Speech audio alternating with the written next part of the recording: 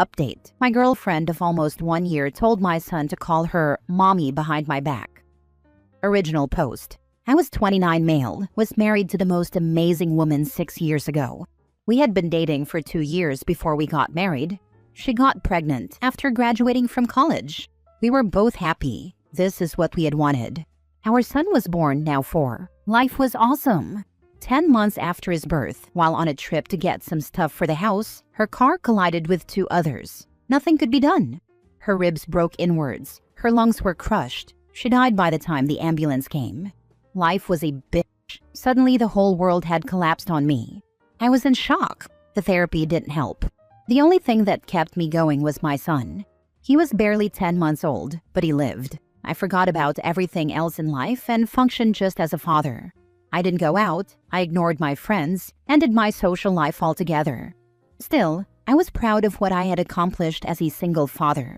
Sure, there were a few scares here and there, but overall it was great. My son was healthy and happy.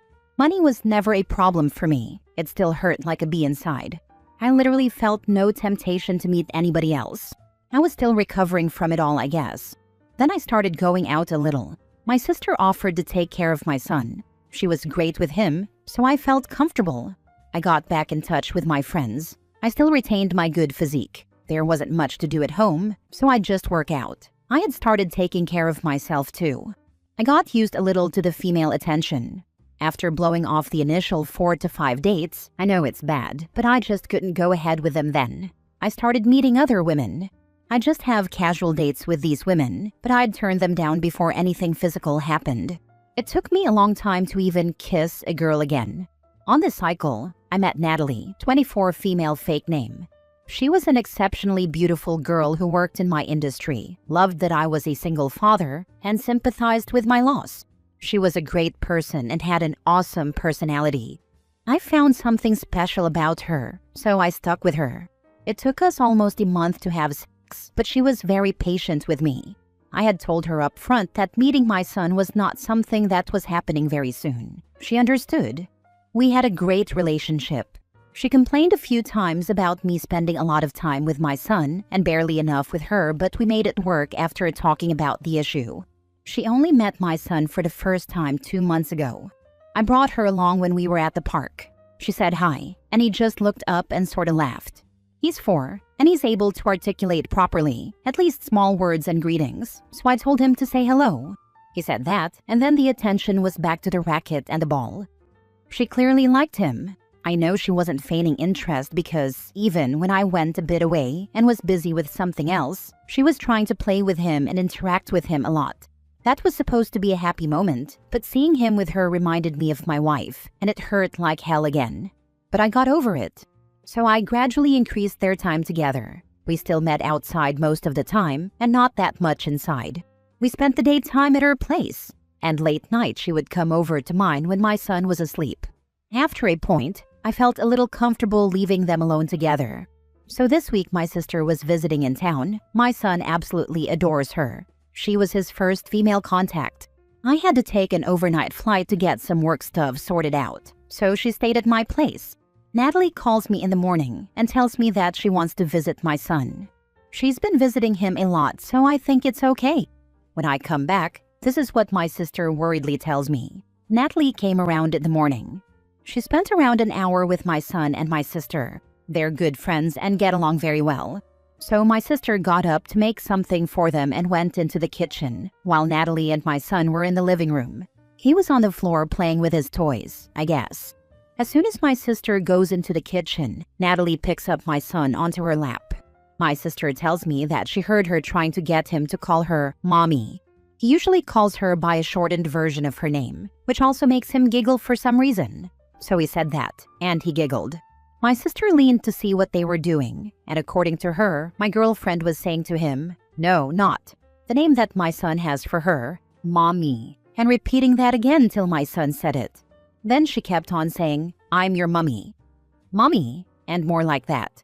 My sister was alarmed but didn't say anything. He's done that with her too, but she always brought up a picture of his mother to show him. So he stopped calling her that. I have always told him that the angel in the picture is mommy. It took him time, but he stopped calling anyone else mommy.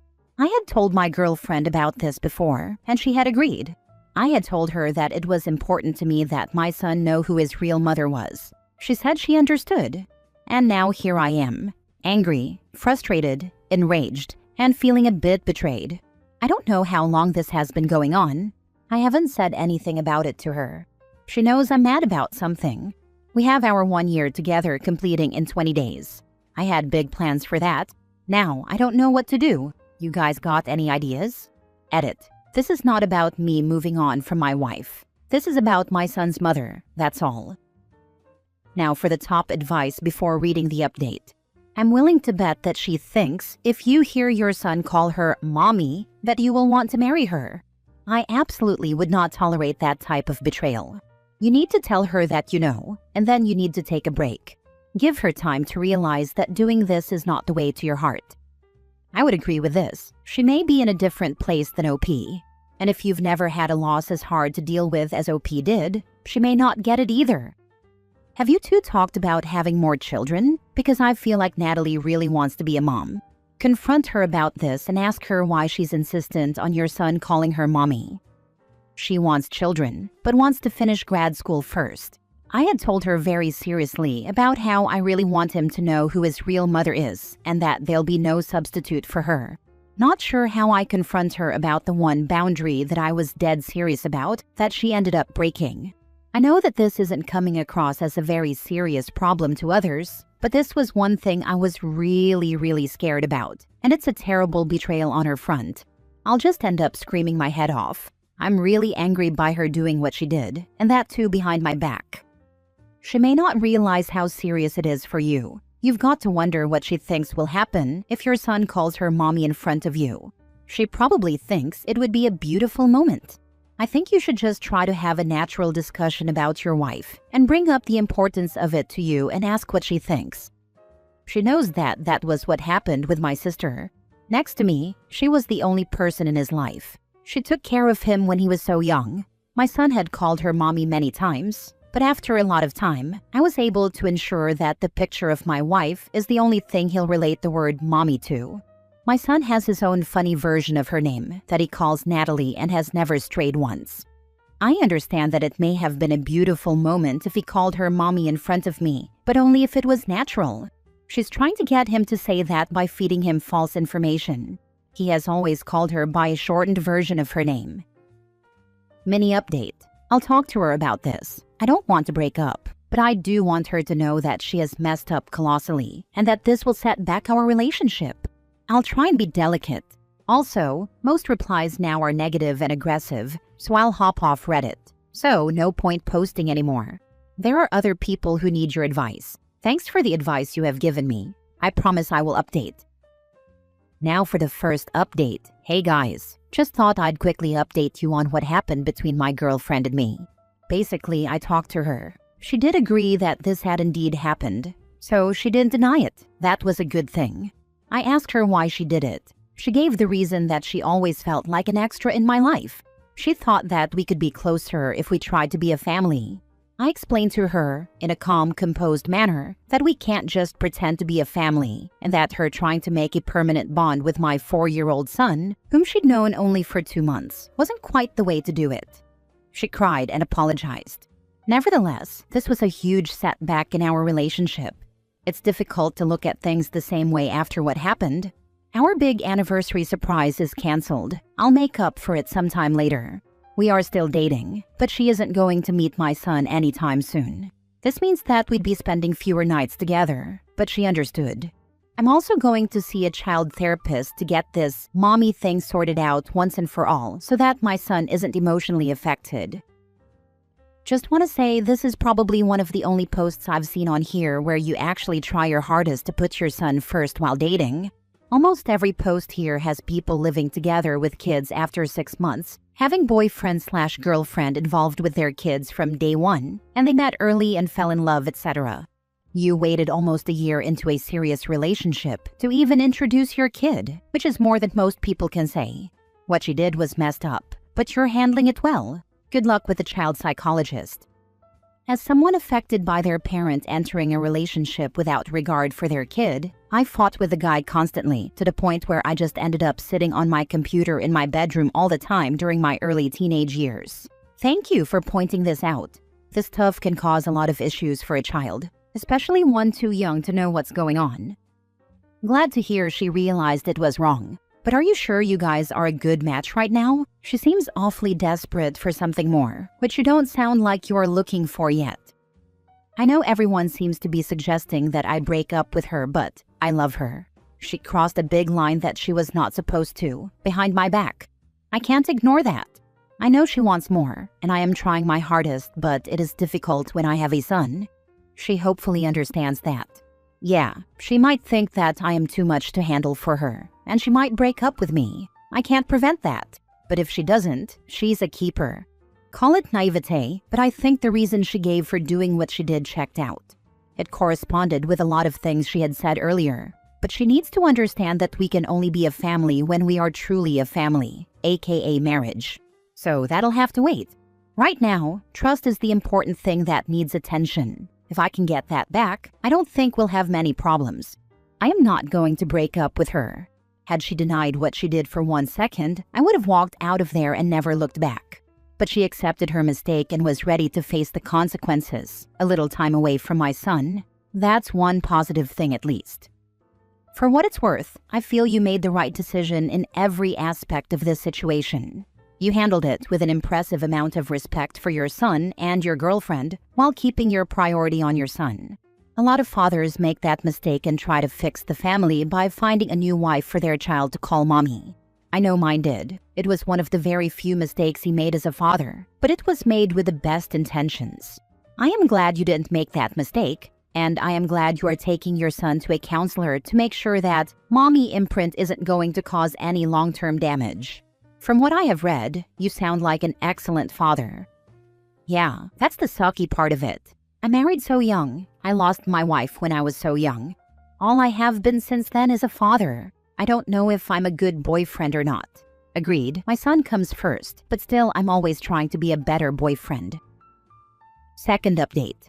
I know all of you guys would be expecting a wonderful update with all of us becoming one big happy family. Sorry, but I got bee-slapped by life. Since a couple of weeks ago, she kept pushing me again and again over visiting my son. I told her no firmly, but she kept on being passive-aggressive. All I wanted was a little more time, but she pushed me to the limit. She said that my son was missing her, he was not, and that I was doing him a disservice by keeping her out of his life, and that I was a horrible parent and I couldn't raise my son alone. We had a big fight over it, and we broke up. She broke down and crawled back and apologized, but things were never going to be the same. Life freaking sucks. You did the right thing, man. She sounds like she has some issues. Stay strong and don't let her back into your life. This is something I knew I would do if I were not a parent. I know it would be the incorrect thing to do, going back to an ex after they did something horrible, but I'd still lose my spine and take her back. Now that I have my son to think about, no, nada, never gonna happen. I mean, it freaking sucks, this entire thing, but I will absolutely go no contact.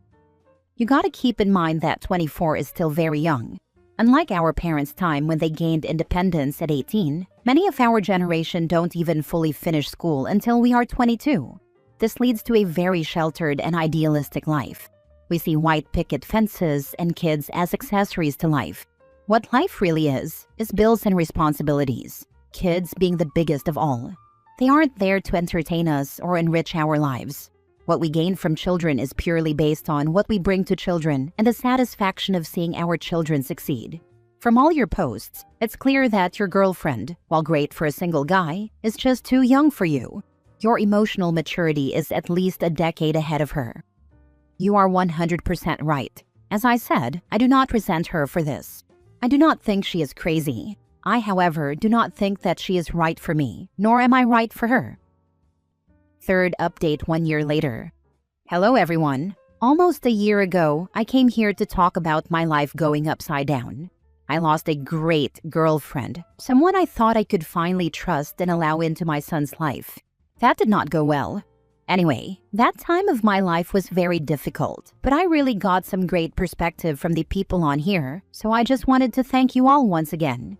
I feel like I'm in a really good position in my life right now, and everything feels awesome. I've put all the pieces together and my son and I are really happy. He's doing great and is healthy. So yeah, this was more of a thank you rather than an update, but I really mean it. I was really confused, and some of the advice I got on here was instrumental in sorting that mess out. Thanks, Reddit. Take care. Last story. I'm headed for divorce, but my lawyer has given me the best news ever. My husband, soon-to-be ex-husband 39 male, has been cheating on me 38 female, and he wants her instead of me. I'm probably naive because I didn't see this coming at all. I was researching vacation options for our 10th anniversary next year, and meanwhile he was running around with another woman. She's either 25 or 27. I can't remember which. I never thought heartbreak like this was real, but he broke my heart. I've known people who have gotten a divorce, and you have to live separately for a year before you can get a divorce. But I wanted to be prepared, so I made an appointment with a lawyer now. It was probably the best thing I've ever done. She told me that in our state, alimony is forbidden if there is adultery. Since my husband cheated, I won't have to pay alimony. I was prepared that I would have to pay out the nose, but I have proof that he cheated, that he gave me himself, so I won't have to pay him. This was the best news I could have gotten. Also, the living separately for a year only applies to no-fault divorces in my state. Since I have proof he cheated, my lawyer went ahead and filed on my behalf based on adultery. Technically, my husband and I still live together. Our lease expires on the 31st, and the countdown on our separation was supposed to start November 1st. I wish I could be there to see his face when 1. He gets served with notice that I've filed, and 2. He finds out he won't get alimony because he cheated. He wanted a no-fault divorce, and I know he was counting on getting alimony. It was the best news I could have gotten. I don't even have words for how amazing I feel. As a middle-aged woman who went through divorce a few years ago, I can tell you the pain will pass. And a year from now, you'll realize this, the divorce, was the best thing in the world. I hope your future is full of laughter and love and reconnecting with yourself. Take time to grieve, of course, and probably find a good therapist, LOL. But you will be so much better off, and I wish every ounce of happiness and success for you in this next phase of your life. Yes, when I think of my previous marriage, it's foggy like a dream. Bring on your new life chapter, OP.